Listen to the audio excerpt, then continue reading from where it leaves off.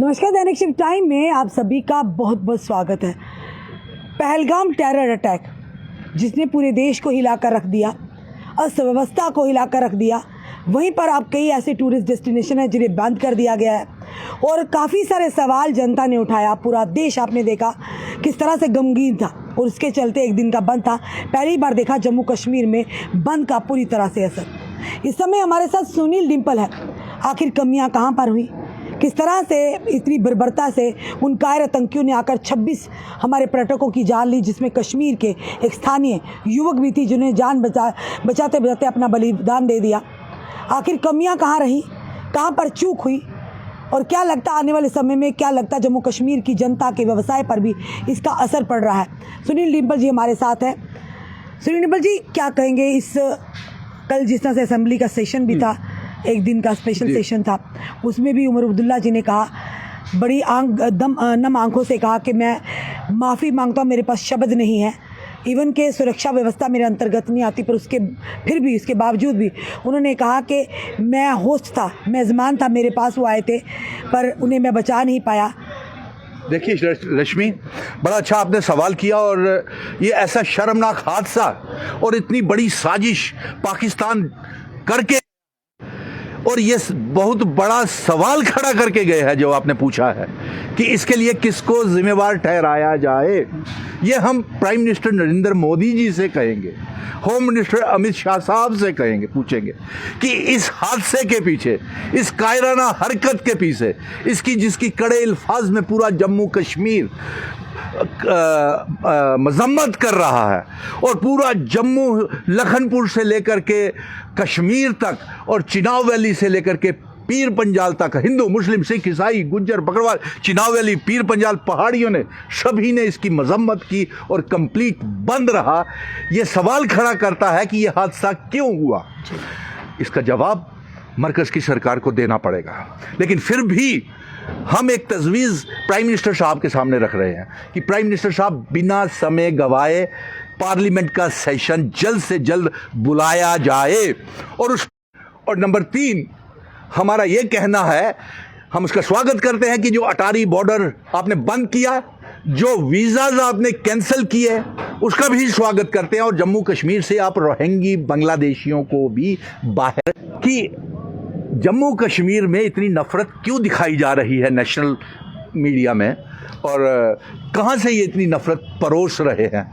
कल असेंबली का सेशन लगा, अगर इस समय जो आपने ये कहा कि हमारे जो मुख्यमंत्री हैं अलायंस सरकार के, उन्होंने मजम्मत करने के साथ साथ माफ़ी भी मांगी इस हादसे को लेकर के, और किस किस को माफ़ी मांगनी चाहिए ये भी तो जनता जानना चाहती है कि ये हादसा क्यों हुआ। ये सवाल खड़ा हो रहा है। और एक बात मैं प्रधानमंत्री जी आपसे कह रहा हूं, विनम्र प्रार्थना कर रहा हूं कि अगर ये हादसा चुनी हुई सरकार के दौरान होता तो इस समय हमने ये तख्ता पलट दिया होता, यानी कि मुख्यमंत्री का इस्तीफा हमने ले लिया होता। लेकिन यहाँ तो कोई कुछ हम करने से काबिल ही नहीं है, रियासत नहीं है। आज भी 87 डेस्टिनेशन स्पॉट जो थे उनमें से 48 को फिलहाल बंद कर दिया गया है। उसका असर कितना लोगों के व्यवसाय, क्योंकि बिजनेस आहिस्ता आहिस्ता फिर से हम उसे बना लेंगे, पर लोगों की जाने गई हैं उसका रश्मि, आपने बड़ा अच्छा सवाल किया। आप एक जम्मू कश्मीर की वरिष्ठ पत्रकार है, आप सूझबूझ रखती हैं, आप सभी से मिलती हैं, सच्चाई का आईना दिखाती हैं, सच दिखाती हैं। और ये आपने बड़ा अच्छा सवाल किया कि 48 डेस्टिनेशन जो है सरकार ने पाबंदी लगा दी है कि वहां पे कोई टूरिस्ट नहीं जा सकता, लेकिन उसके बिना ही रश्मि आप देख नहीं रही कि पूरे जम्मू कश्मीर बर्बाद हो गया। पहले तो दरबार मूव की वजह से कारोबार ठप हो गए थे, अब तो टूरिस्ट ने आने से इनकार कर दिया जम्मू कश्मीर में। जम्मू भी मुफ्त में बीच में बुन गया, हाँ? और साथ में जितनी बुकिंग्स थी, चाहे जम्मू चाहे कश्मीर में थी, सारी टूरिस्ट की कैंसिल हो गई, ट्रैवल एजेंट्स की कैंसिल हो गई, होटल्स की कैंसिल हो गई, ट्रांसपोर्टर्स की कैंसिल हो गई। ट्रैवल एजेंट में सुन रहा था, वो हमसे कह रहे थे कि उनकी टैक्सीज की, जो उनकी ट्रांसपोर्ट की वो बुकिंग्स जो कश्मीर के दौरे करने थे, वो सारे तबाह हो गए। और यही नहीं, यहाँ तक कि इतना नफरत परोसी नेशनल चैनल्स ने वो आदिल नहीं दिखाया, उन घरों को भी नहीं दिखाया जिन्होंने दरवाजे खोल दिए, वो भी नहीं दिखाया। मस्जिदों के जामा मस्जिद में इसकी कड़े शब्दों में मजम्मत की गई। हर रोज जम्मू में आपने रश्मि खुद देखा कि मेरे साथ हजारों मुस्लिम भाई, हिंदू भाई अजान के बाद मंदिरों से पंडित निकल करके हमने भाईचारा कायम रखने के लिए कोई गलत संदेश ना जाए। टारगेट किलिंग होती थी, अब तो जिस तरह से नफरत परोसी गई, जाने भी ली गई और नफरत का बीज भी बो दिया गया कि धर्म पूछकर ये जो विक्टिम थे उन्होंने खुद ही बताया, हमने अपने से नहीं बताया, नफरत बीजी गई है इस बार कि किस तरह से धर्म पूछकर कि तुम हिंदू हो तो कपड़े उतार कर इस तरह की चीजें, कितनी घनौना ये षड्यंत्र रचा गया, जाने भी गई और नफरत का बीज बो कर। बिल्कुल, ये एक साजिश के तहत उन्होंने जब देखा कि जम्मू कश्मीर के लोग थोड़ा सा टूरिस्ट आना शुरू हुआ है कश्मीर में, उन्होंने कहा कि अगर ये टूरिस्ट यहाँ पे आ गए, लोग सारे खुशहाल हो गए। देखिए एक बात तो मैं कहना चाहता हूं, भले ही किसी को बुरा लगे, दफा 370 आर्टिकल 370 जो डोगरा महाराजा हरि सिंह जी देके गए थे, वो आतंकवाद का कभी जिम्मेवार नहीं था। यह आज साबित हो गया, क्योंकि 5 अगस्त 2019 के बाद अगर आतंकवाद का जिम्मेवार आर्टिकल 370 होता तो 2019 के बाद हमारे कठुआ, सांबा, हीरानगर, डूडू बसंतगढ़, पुंछ, राजौरी, शिवखोड़ी, डोडा, कश्मीर में हर मजहब के लोग मारे जा रहे हैं, शहीद हो रहे हैं, सुरक्षा बलों के ऊपर शहादत हो रही है। लेकिन आपने ये जो पूछा है, ये क्यों नहीं दिखाया जा रहा कि कश्मीर से ही आवाज आई।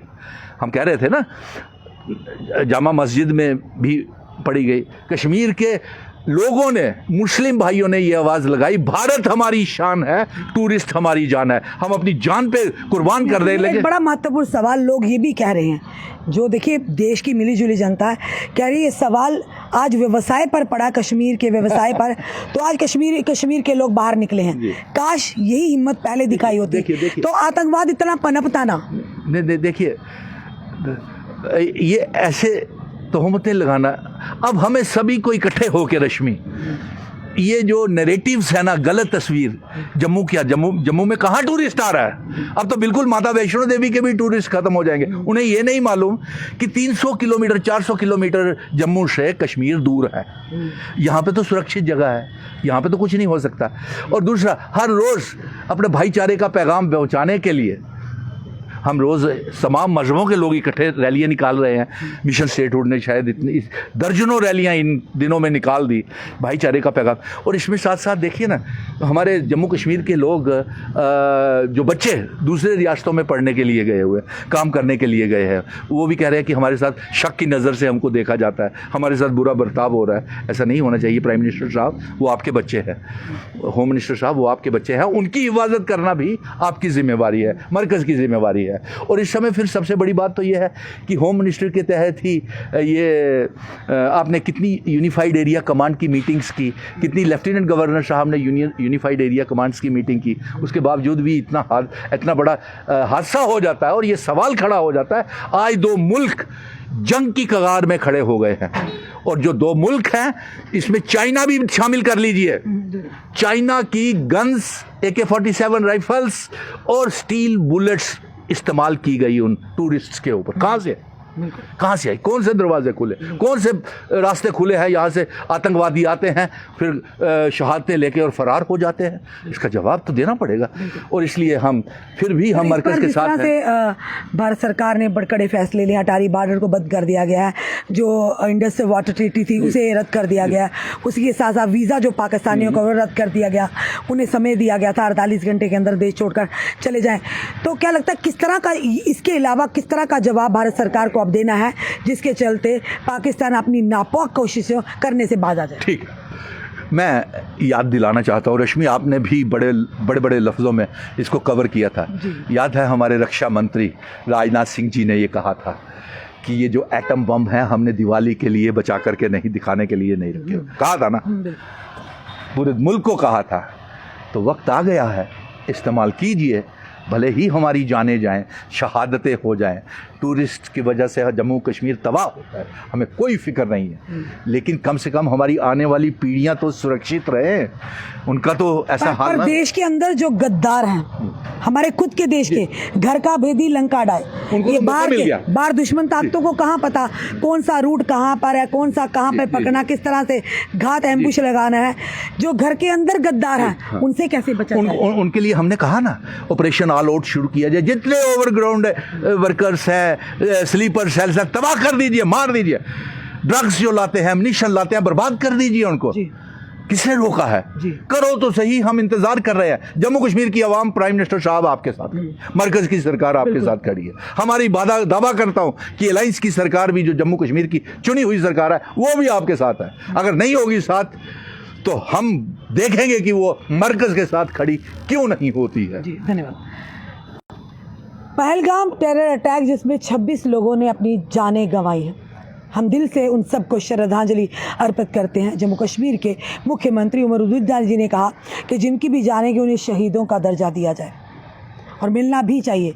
उसी के साथ साथ अब ऐसे कैसे कड़े कदम उठाए जाएं ताकि इन फ्यूचर किसी भी मासूम बेगुनाह की जान ना जाए और जम्मू कश्मीर के लोगों की रोज़ी रोटी पर ना बनाए। जाने तो गई, वहीं पर व्यवसाय लोगों की रोज़ी रोटी पर बनाई है। तो इसी तरह इन कमियों को अब एक दूसरे पर कटाक्ष कर कर नहीं, बल्कि एक साथ होकर, एकजुट होकर, धर्म, जाति, मजहब और मिल्लत, राजनीति से उठकर एक साथ होकर हम सबको भारत सरकार का, जम्मू कश्मीर की सरकार का साथ देना होगा ताकि इस आतंकवाद को जड़ से उठाकर नस्तो नाबूद किया जाए और ताकि जम्मू कश्मीर में जो अमन और सुकून है वो बरकरार रहे। फिलहाल आपका क्या कहना है ज़रूर बताइएगा और इस वीडियो को शेयर कीजिएगा। जुड़े रहिए ऐसे हमारे साथ अगले अपडेट के लिए। जय हिंद, जय भारत।